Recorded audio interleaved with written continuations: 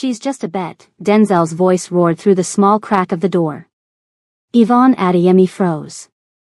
Her perfectly manicured hand hovered inches from the brass door handle, her engagement ring catching the hallway light like a cruel joke. Bro, you're actually going through with this? Jordan's voice followed, dripping with disbelief. Laughter erupted from inside the presidential suite. Drunk, mocking laughter. Listen, Denzel continued, his words slightly slurred, I told y'all 6 months ago I could bag anyone. Yvonne with her uppity attitude, her fancy law degree, acting like she's better than everyone. Tomorrow I marry her, finally smash, and 2 weeks later? Divorce papers. Then I will collect my $50,000 from each of you. The best part? Denzel's voice dropped conspiratorially. She has no idea. She actually thinks I love her. Yvonne's heart stopped beating. The hallway tilted. The bouquet of white roses she'd been carrying, a surprise for her groom, slipped from her trembling fingers, scattering petals across the marble floor like drops of blood. 2 years. 2 years of dates, of meeting his family, of planning the perfect wedding, of keeping her virginity because he'd said he wanted their wedding night to be special and pure and it was all a bet? Before we dive deeper into this story of betrayal, revenge, and the dangerous Korean mafia boss who will change Yvonne's life forever, make sure you hit that subscribe button and like this video. Trust me, you don't want to miss what happens next. Now, let's continue. Yvonne stumbled backward, her stilettos clicking against the marble as tears blurred her vision. The corridor of the Ritz-Carlton stretched endlessly before her, the crystal chandeliers overhead suddenly too bright, too mocking. She wanted to burst through that door and slap the taste out of Denzel's mouth. She wanted to scream, to rage, to demand answers. But her body wouldn't cooperate. Instead, it chose flight. She ran. The elevator seemed miles away. Her champagne-colored Versace dress, the one she'd bought specifically for tonight's rehearsal dinner, felt like a prison around her chest. She couldn't breathe. Couldn't think. Yvonne Adeyemi didn't cry. She was a corporate attorney at one of New York's most prestigious law firms. She'd graduated top of her class at Columbia. She'd faced down boardrooms full of men who'd tried to undermine her, who dismissed her because of her gender and her skin color. She had never been broken. But tonight, she was breaking. The elevator deposited her on the 32nd floor, the exclusive club level where their wedding party had booked the entire wing. The rehearsal dinner downstairs was still in full swing, but she couldn't go back there. Couldn't face her mother's proud smile, her father's tears of joy, her bridesmaids' excitement. Everything was a lie. A server walked past carrying a tray of champagne. Without thinking, Yvonne grabbed a glass and drained it in one desperate gulp. Then another. The bubbles burned her throat, but she didn't care. She needed to get to her room. Needed to think. Needed to decide what to do. The hallway swam before her eyes. Strange. 2 glasses of champagne shouldn't hit this hard. She'd had wine at dinner, but still. She didn't know that the champagne she'd grabbed had been spiked with Rohypnol, intended for a completely different victim by a man who'd been stalking a pop star staying on the same floor. Yvonne stumbled, catching herself against the wall. The numbers on the doors blurred together. Was she in 3207? Or 3217? She couldn't remember. Her keycard trembled in her hand as she swiped it against a door. It clicked green. She pushed inside, not bothering to turn on the lights. The curtains were open, Manhattan's skyline painting the suite in shadows of gold and blue. She kicked off her heels and collapsed onto the massive bed, tears finally streaming down her face. Who are you? The voice came from the darkness, deep, cold, and lethal. Yvonne scrambled upright, her heart hammering. A figure emerged from the shadows near the window. Tall. Broad-shouldered. The city lights illuminated half his face, revealing sharp cheekbones, a sculpted jaw, and eyes that seemed to pierce straight through her. He was beautiful. Dangerously so. Like a Greek god carved from ice and obsidian. Yvonne's words died in her throat. The room spun violently. Wrong room. I'm in the wrong room. She tried to stand, but her legs buckled. Strong arms caught her before she hit the floor. "You've been drugged," the stranger said, his voice carrying a slight accent she couldn't place. "Your pupils are dilated. Breathing shallow." "I'm fine," she slurred, even as she sagged against his chest. He smelled like sandalwood and danger. "I just need to." Denzel, The tears came again, harder this time. She was crying against a stranger's chest in a hotel room that wasn't hers, drugged and heartbroken and completely out of control. "He said I was a bet," she whispered. 2 years. A bet. "He never loved me." The stranger said nothing. His arms remained steady around her as she cried, her tears staining what she dimly realized was an extremely expensive silk shirt. "I was supposed to marry him tomorrow," she continued, the words pouring out unchecked. "But he only wanted to use me. To win some stupid bet with his friends." "Then don't marry him." Yvonne laughed bitterly. "It's not that simple. The wedding. Our families. Everyone's already here. My dress. The flowers. Everything. Do you always make decisions based on what others expect?" The question cut through her drugged haze. She pulled back slightly, trying to focus on his face. Up close, his features were even more striking, mixed heritage, she realized. Korean, definitely. But something else too. His dark eyes held an intensity that made her shiver. "Who are you?" she whispered. "Someone who doesn't believe in wasting time on people who don't deserve it." She should leave. Every rational part of her brain screamed to leave. But the drugs were pulling her under, and his arms were warm, and Denzel's words were still echoing in her skull like a death sentence. "He said I was just a bet," she repeated. "Like I was nothing." "You're not nothing." His voice was firm. Certain. And suddenly Yvonne was tired of being the good girl. Tired of waiting, of playing by the rules, of being respectable. She'd saved herself for a man who'd been laughing behind her back the entire time.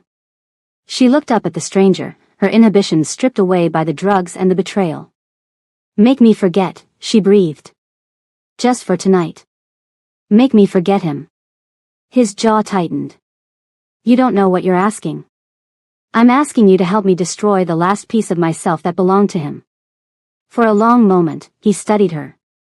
Something flickered in those dark eyes, desire, yes, but something else too. Something calculating. "You'll regret this in the morning."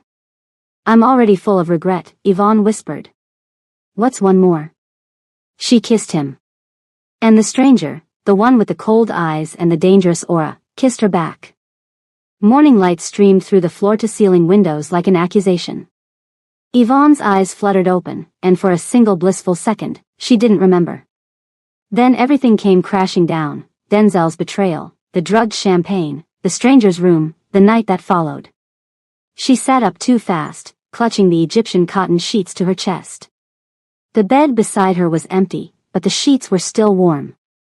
The sound of running water came from the bathroom. Her dress lay crumpled on the floor near a chair. Her underwear dangled from a lampshade. Her brain struggled to piece together fragments of the night, hands on her skin, whispered words in her ear, pleasure that had made her forget her own name. Oh God! What had she done? The bathroom door opened, and steam billowed out like smoke from a dragon's lair. The stranger emerged, except now, in the harsh light of morning, Yvonne could see him clearly. He was shirtless, water droplets rolling down a torso covered in intricate tattoos. Dragons and tigers wound around his arms and across his chest. The imagery was beautiful and terrifying, and unmistakably Yakuza style, though the designs incorporated Korean elements she recognized. Hanja characters. A phoenix rising from flames. This was not just some businessman staying at the Ritz-Carlton. He wrapped a towel around his waist and fixed her with those penetrating eyes.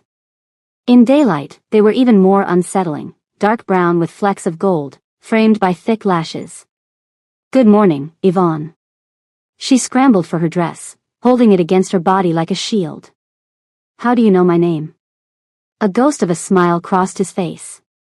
He picked up a wallet from the dresser, her wallet, and tossed it onto the bed. "You dropped your purse when you broke into my room." I didn't break in.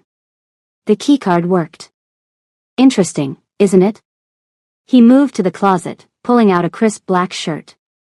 How a card for room 3207 happened to open room 3217.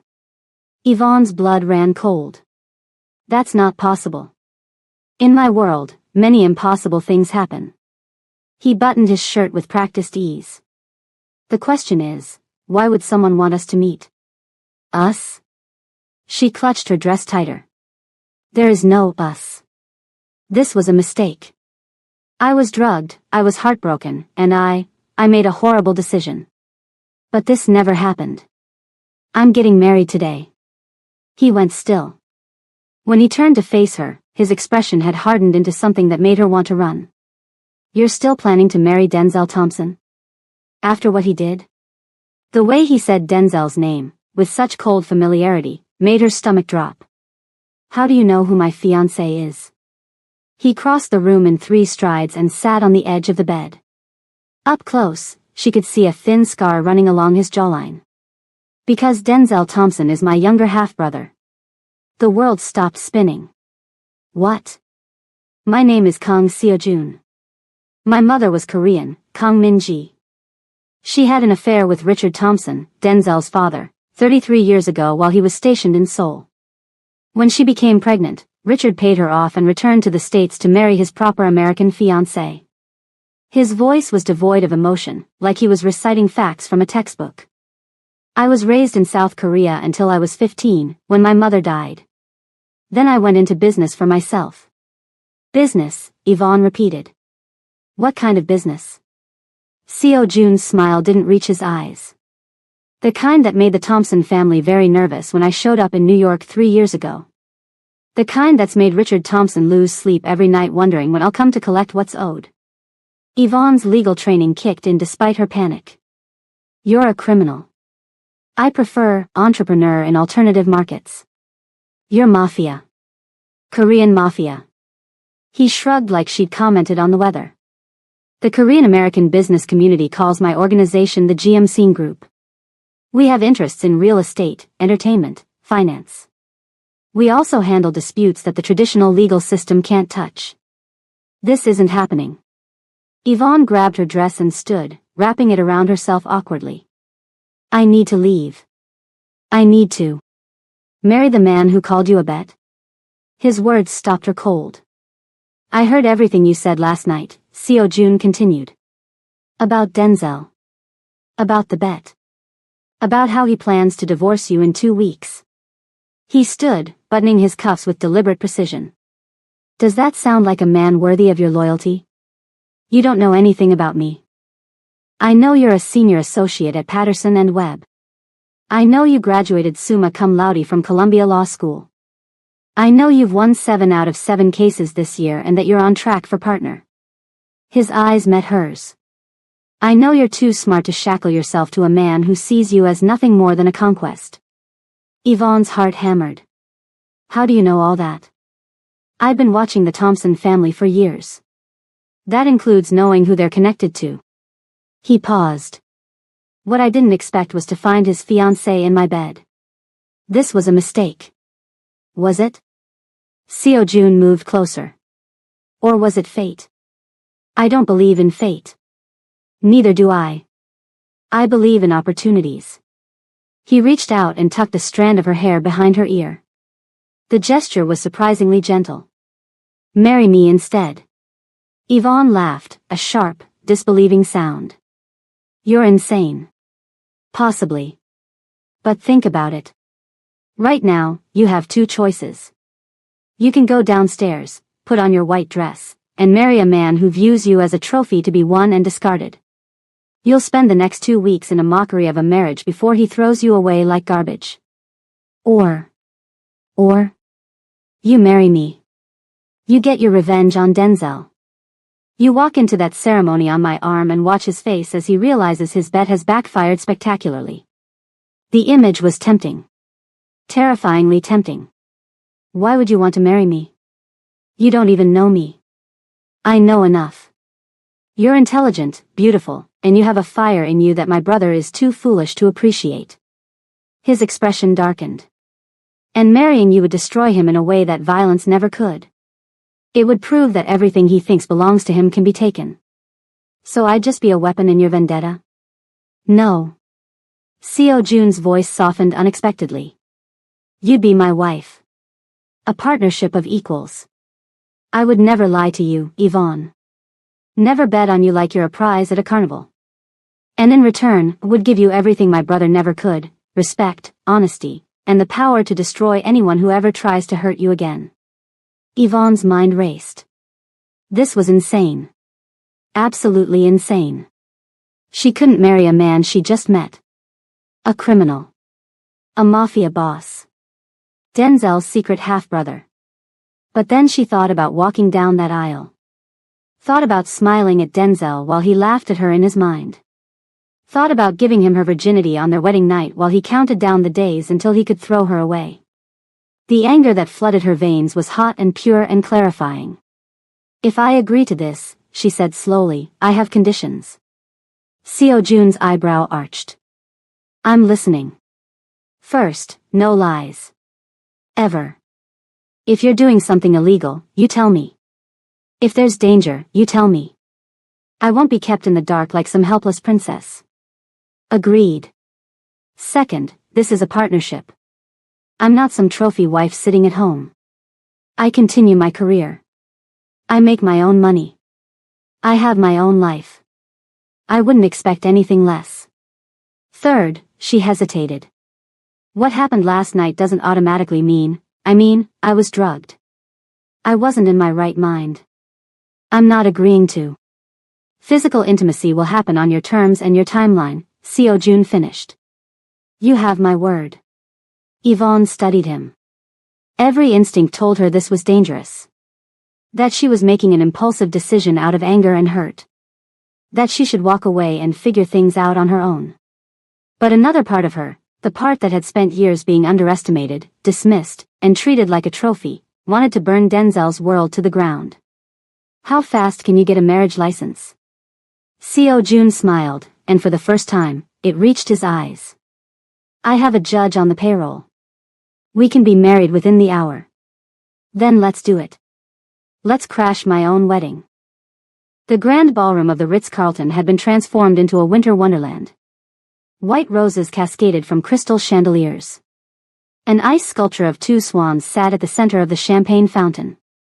300 guests filled the gilded chairs, fanning themselves with programs that featured Denzel and Yvonne's smiling faces. At the altar, Denzel Thompson stood in his custom Tom Ford tuxedo, radiating the smug confidence of a man who believed he'd won. His groomsmen flanked him, including Jordan, Jerome, and Anthony, the same friends who'd been laughing about the bet just 12 hours ago. Denzel's father, Richard Thompson, sat in the front row beside his wife, both of them reeking of old money and older prejudices. They'd never quite approved of their son marrying a black woman, but Yvonne's family had connections they wanted access to. Politics made strange bedfellows. The string quartet began playing Pachelbel's canon. The doors at the back of the ballroom opened. Everyone rose, turning to catch a glimpse of the bride. But instead of a bride in white, Yvonne Adeyemi walked in wearing a blood-red Oscar de la Renta gown that hugged her curves like a declaration of war. Her locks were swept into an elaborate updo adorned with tiny gold clips, and her makeup was fierce, bold red lips, dramatic winged liner, cheekbones that could cut glass. And on her arm was Kang Seo Jun, dressed in a black three-piece suit that probably cost more than most people's cars. He moved like a predator, graceful, controlled, and absolutely certain of his dominance. The string quartet stuttered to a halt. Gasps rippled through the crowd like a wave. Denzel's face went from confusion to recognition to absolute horror in the space of 3 seconds. Seo Jun? Hello, little brother. Seo Jun's voice carried easily in the stunned silence. I believe there's been a change of plans. What the hell is going on? Denzel stepped forward, his eyes darting between Yvonne and Seo Jun. Yvonne? What is this? Yvonne released Seo Jun's arm and walked toward the altar alone. Every step was deliberate. Every click of her heels echoed through the silent ballroom like gunshots. She stopped directly in front of Denzel, close enough to see the panic in his eyes. I was a bet, she said softly, but the acoustics carried her voice to every corner of the room. 3 years of my life. A bet for $50,000 from each of your pathetic friends. The murmurs erupted. Yvonne saw Jordan go pale. Jerome backed toward the side exit. Anthony looked like he might pass out. Baby, I don't know what he told you, Denzel stammered, reaching for her hands. But whatever it is, he's lying. He's trying to get between us. He's. The best part is she has no idea, Yvonne quoted, her voice rising. She actually thinks I love her. Denzel's face crumbled. You heard that? Every word. The murmurs became shouts. Yvonne's mother rose from her seat, her face a mask of fury. Her father's hand went to his chest, and her brother Isaiah had to stop him from charging the altar. You know what the funny thing is? Yvonne continued, turning to address the crowd now. I spent 3 years waiting for this man. Saying no to other opportunities. Building my life around someone who saw me as nothing more than a prize to be won. She laughed, a cold, sharp sound. But the joke's on you, Denzel. Because while you were counting down to your payday, I found someone who actually sees my worth. She held up her left hand. The engagement ring was gone. In its place was a new ring, a massive cushion-cut black diamond surrounded by smaller white diamonds, set in platinum. It was bold. Unconventional. Absolutely stunning. I got married this morning, Yvonne announced. To your brother. The ballroom erupted. Denzel lunged forward, but Seo Jun was faster. He stepped between them, catching Denzel's fist in mid-swing with casual ease. Careful, little brother. Seo Jun's voice was soft but carried an edge of menace that made several guests step back. That's my wife you're threatening. Your wife? Denzel spat. You don't even know her. You just wanted to get back at Dad, is that it? Use her to hurt us? I wanted to take everything you took for granted, Seo Jun replied calmly. But Yvonne is no one's pawn. She made her choice. She chose me. Richard Thompson finally found his voice. He pushed through the crowd, his face purple with rage. You. I told you to stay away from my family. I told you. You told me nothing, Seo Jun cut him off. You paid off my mother and pretended I didn't exist for 30 years.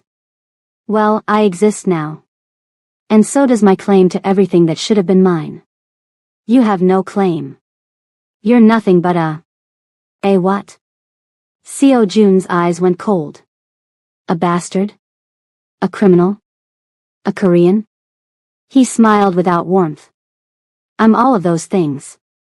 I'm also the man who controls 40% of the real estate in Koreatown, who has connections in every major financial institution in this city, and who knows exactly how the Thompson Corporation has been laundering money through its charitable foundation.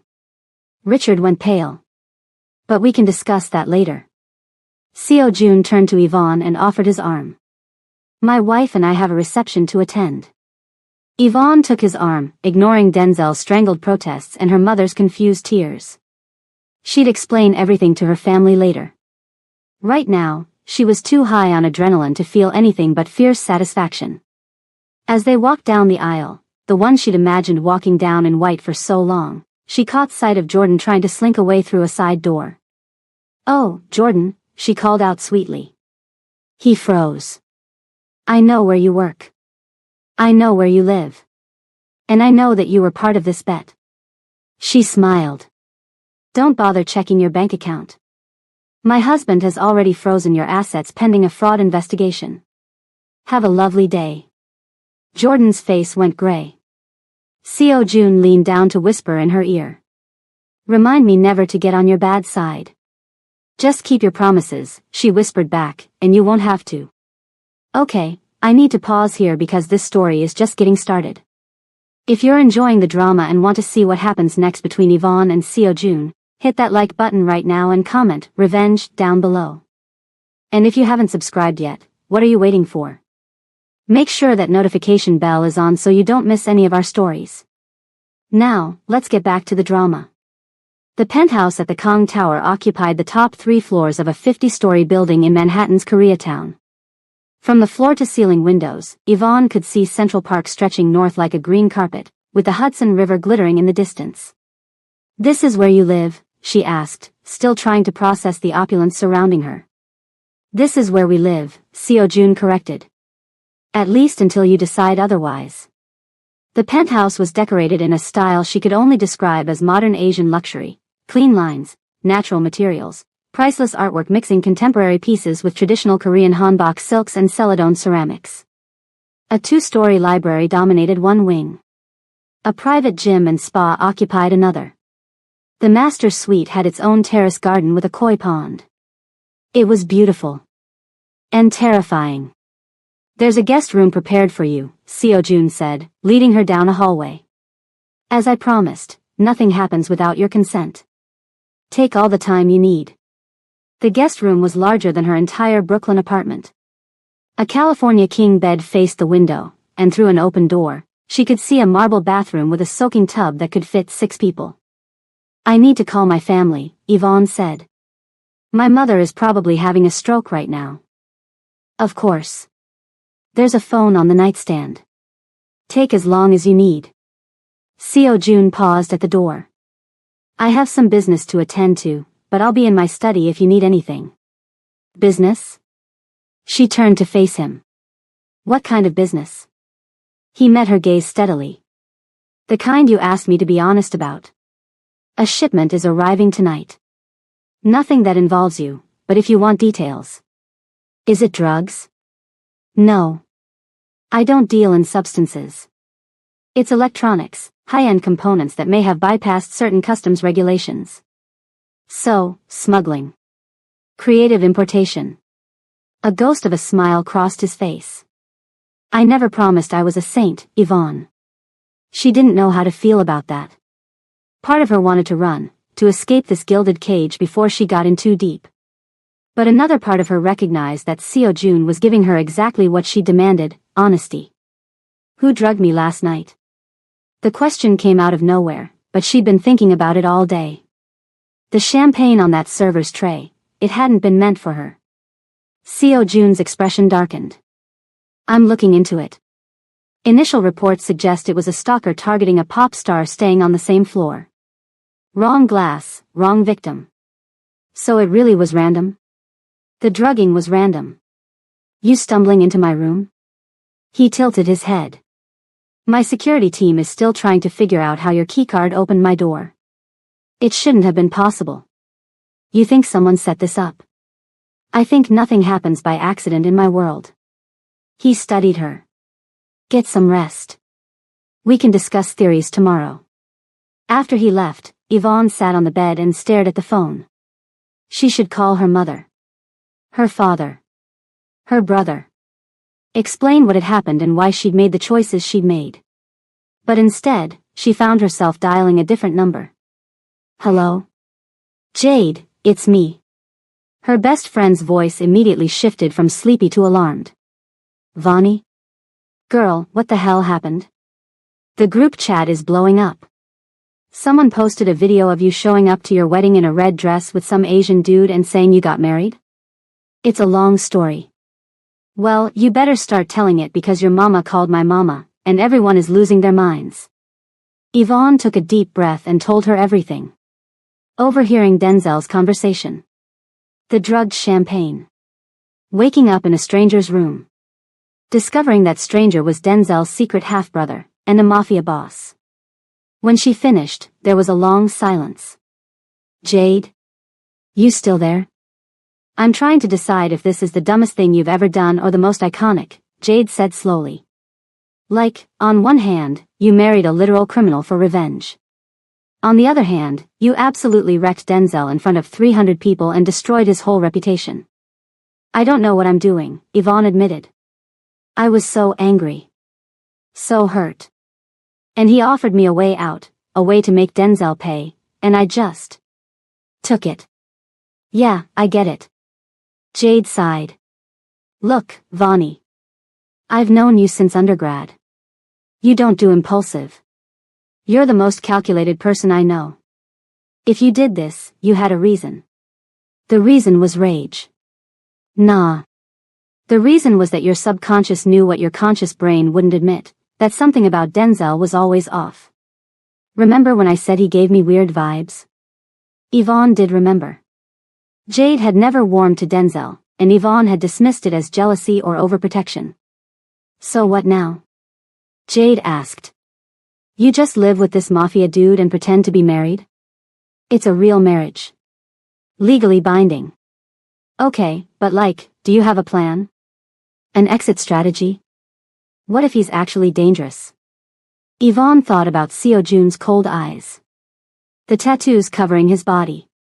The way everyone in the hotel had seemed to know, and fear, him. He's definitely dangerous, she said. But he's also the only person who's been completely honest with me. Denzel lied for 3 years.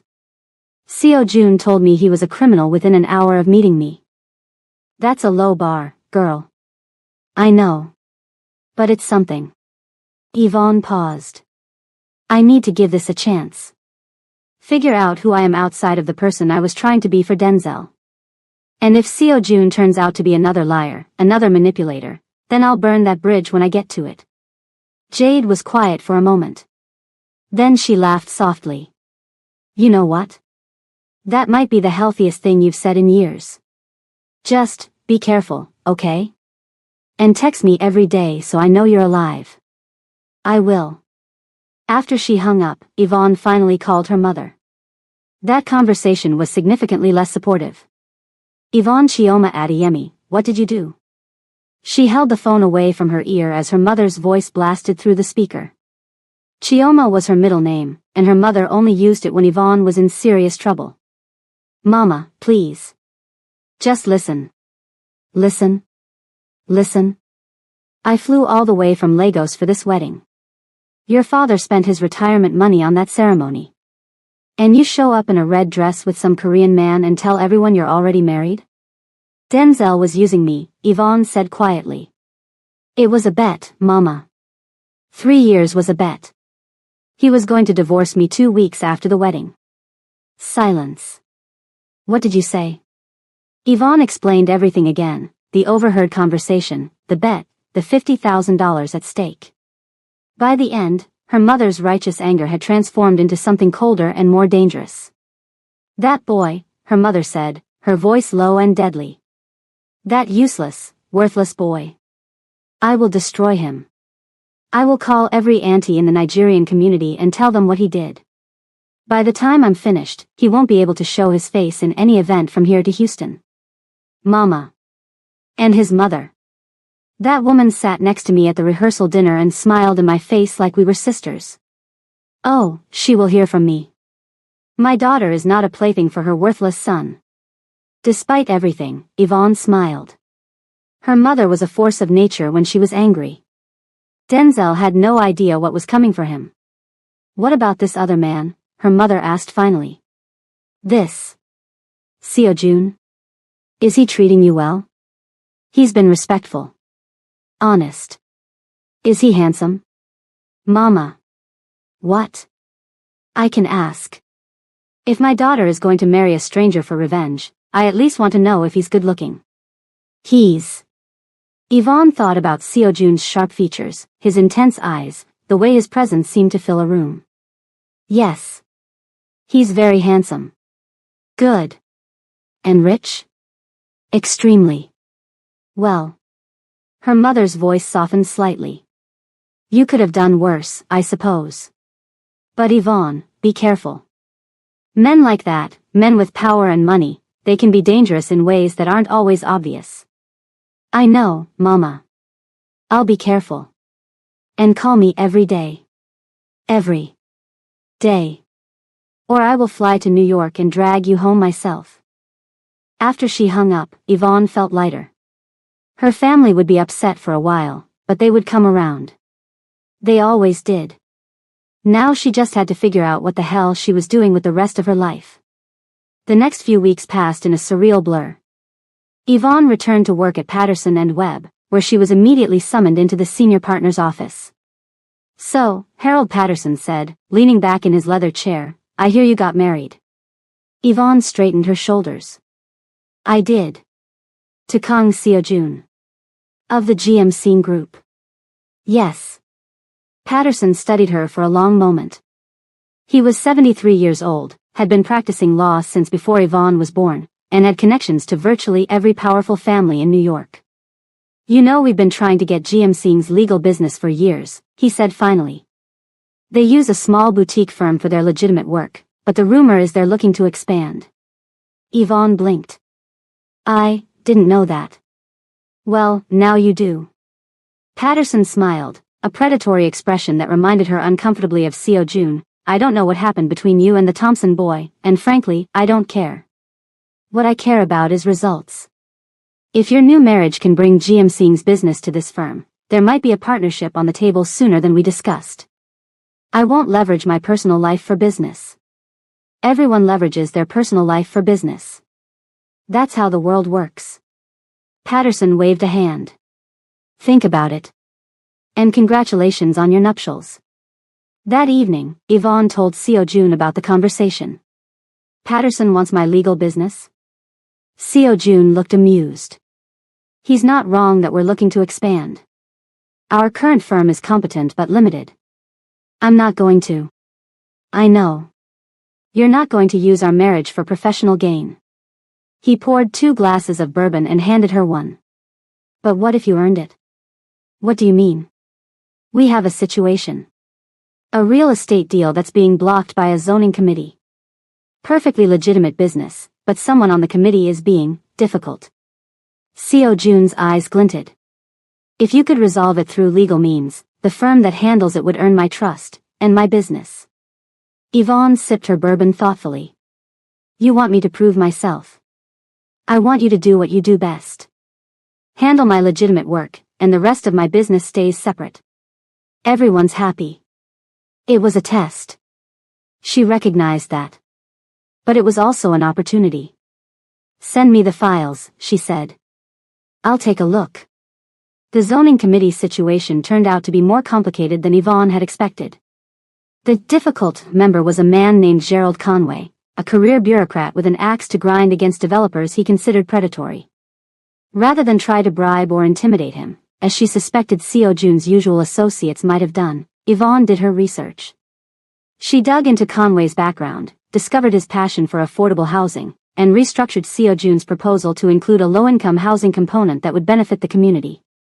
When she presented the revised plan at the zoning meeting, Conway was speechless. This is, actually reasonable, he said finally. Why didn't your client's people present this months ago?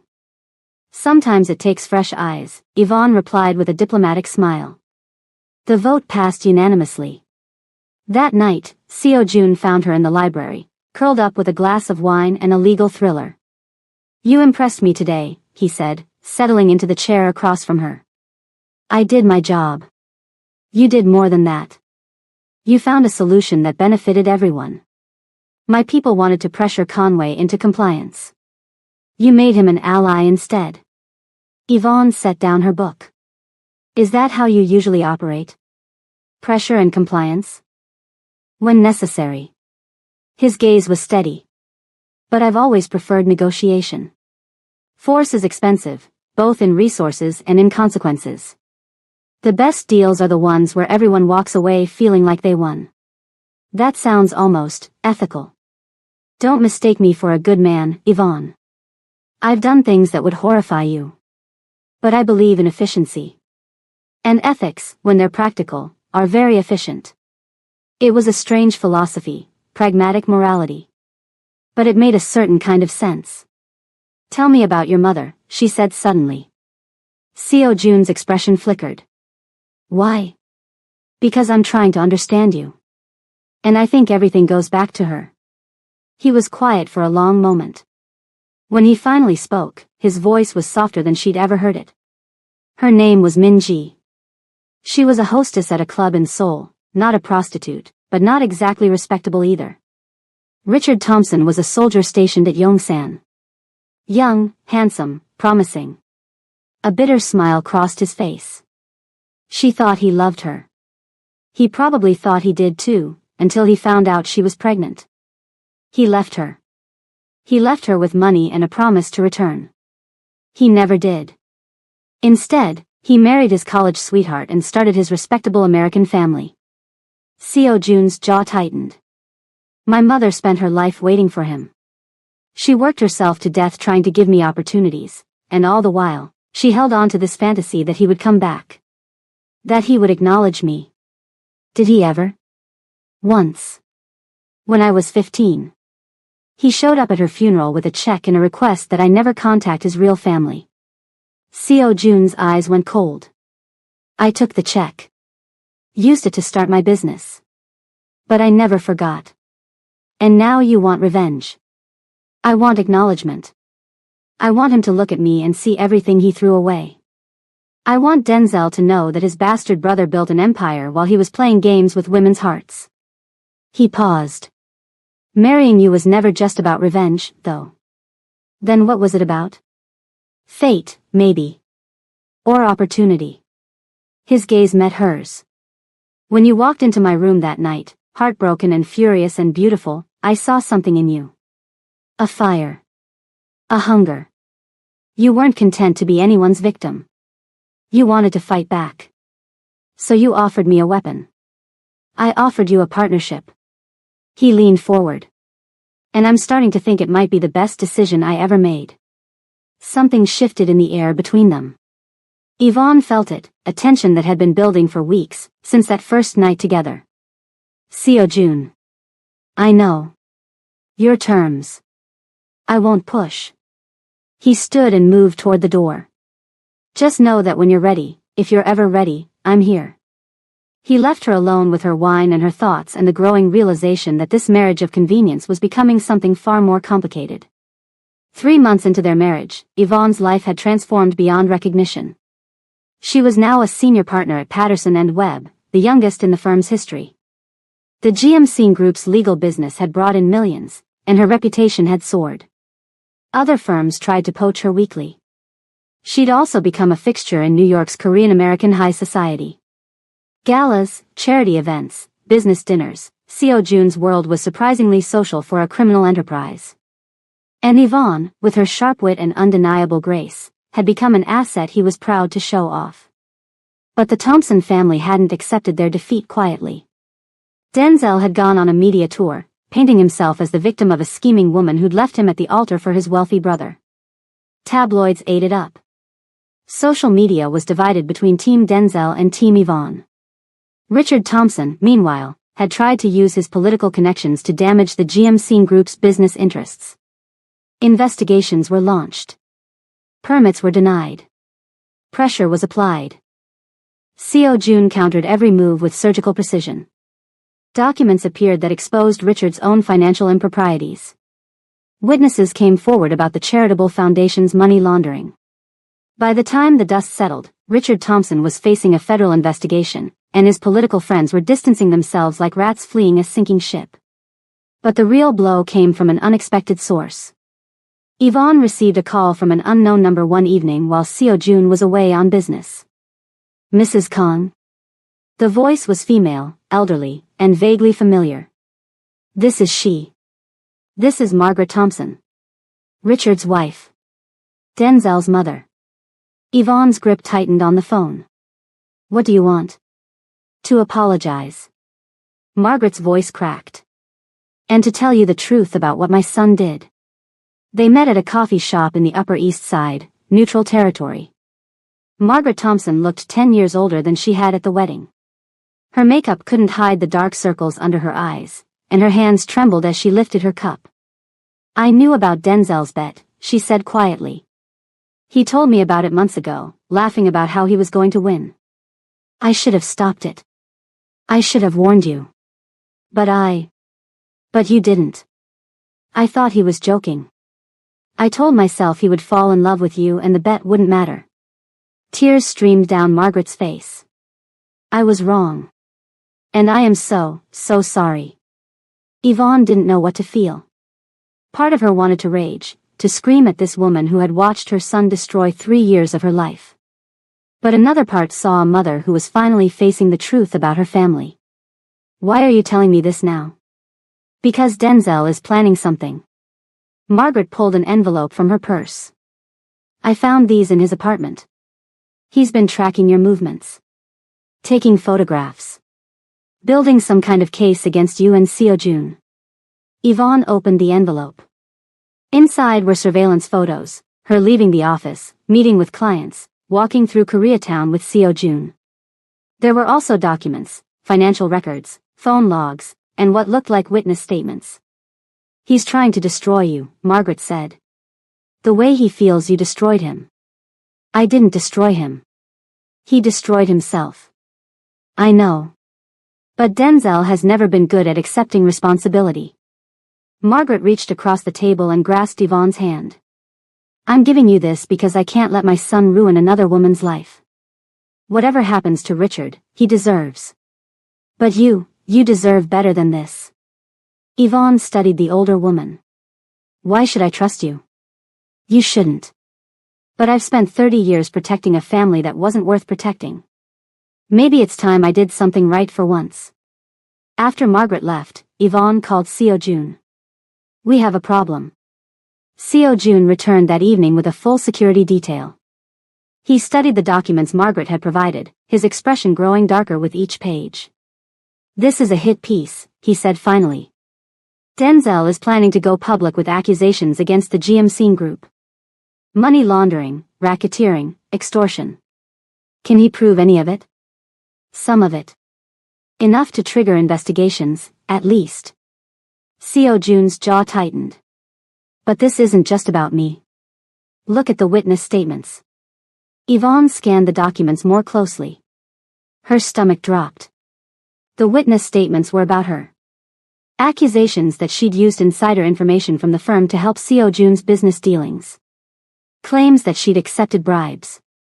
Fabricated evidence of corruption. He's trying to destroy my career, she breathed. He's trying to destroy both of us. Seo-jun set down the papers.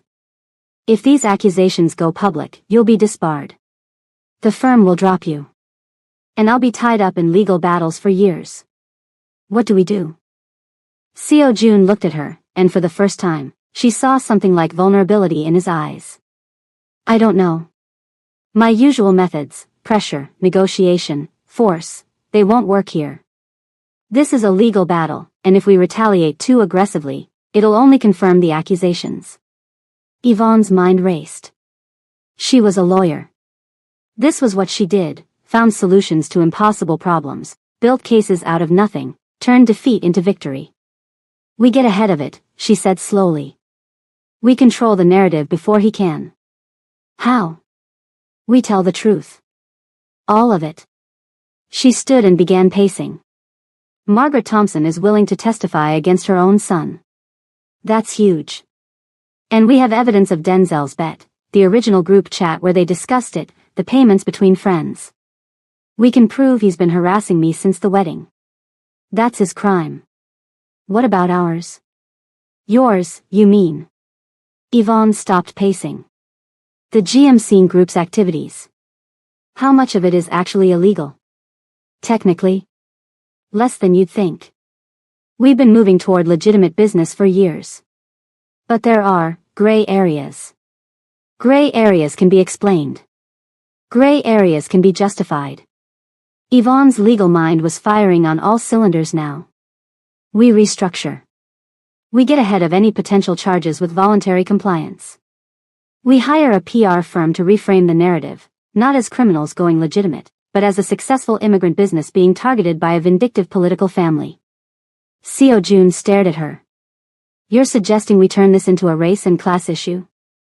I'm suggesting we tell the truth in a way that resonates with people. Richard Thompson is a white, wealthy, politically connected man trying to destroy his illegitimate Korean son and his black daughter-in-law. That's a story that writes itself. A slow smile spread across Seo-jun's face. You're terrifying. I'm a lawyer.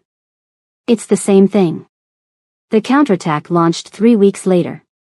Yvonne's firm, with full support from Harold Patterson, who smelled opportunity in the scandal, held a press conference.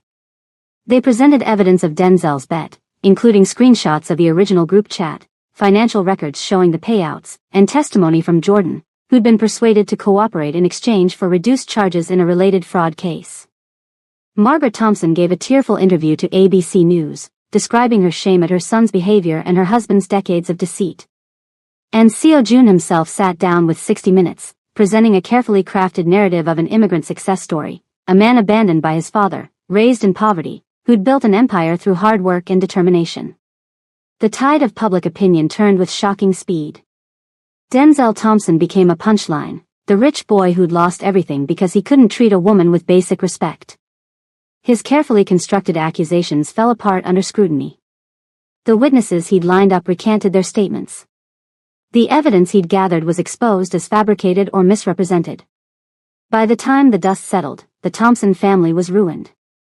Richard faced federal charges. The family's businesses were under investigation. Denzel had fled to Europe to avoid the media firestorm. And Yvonne and Seo Joon stood at the top of the wreckage, victorious. 6 months after the scandal, Yvonne stood on the terrace of the penthouse, watching the sunset paint the Manhattan skyline in shades of gold and pink. "You've been quiet tonight," Seo Joon said, appearing beside her with 2 glasses of wine. "Just thinking." About us." She accepted the glass but didn't drink. "About what this is." Seo Joon was quiet for a moment.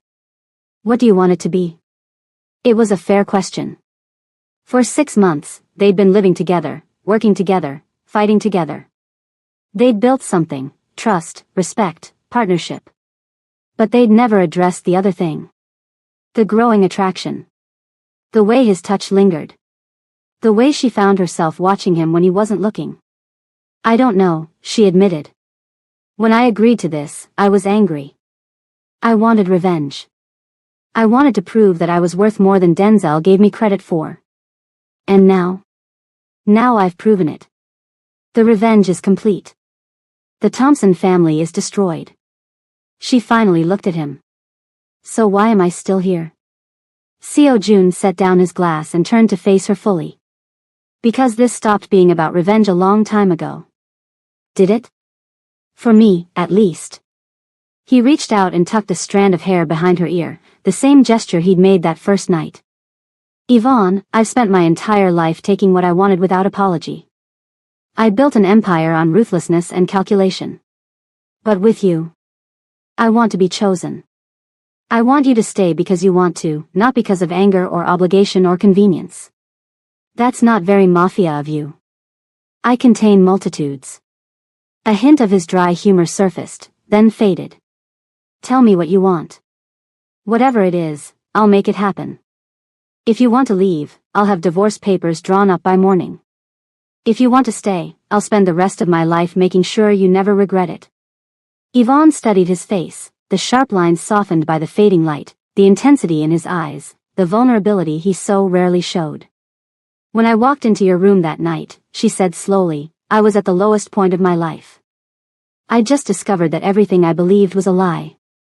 And you, a stranger, a criminal, a man I had no reason to trust, you offered me a way out. I offered you a partnership. You offered me power." She stepped closer. "And now I have it. I have my career, my reputation, my self-respect. I don't need you anymore, Seo Joon." His expression flickered with something like pain. "But I want you." She reached up and traced the scar along his jaw.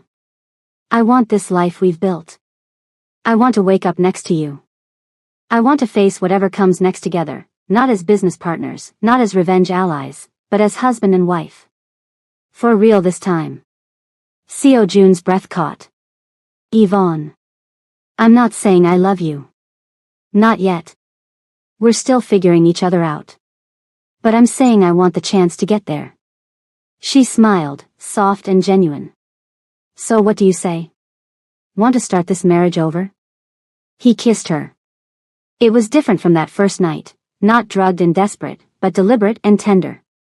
A promise. A beginning. When they finally broke apart, Seo Joon was smiling in a way that transformed his face completely, not cold, not calculating, but genuinely happy. "I say yes," he murmured against her lips. 1,000 times yes. And for the first time since that fateful night at the Ritz-Carlton, Yvonne felt completely at peace. She'd walked into the wrong room and found the right man. She'd sought revenge and found love. She'd been a bet to one brother and become a queen to another. Life, she decided, was strange like that.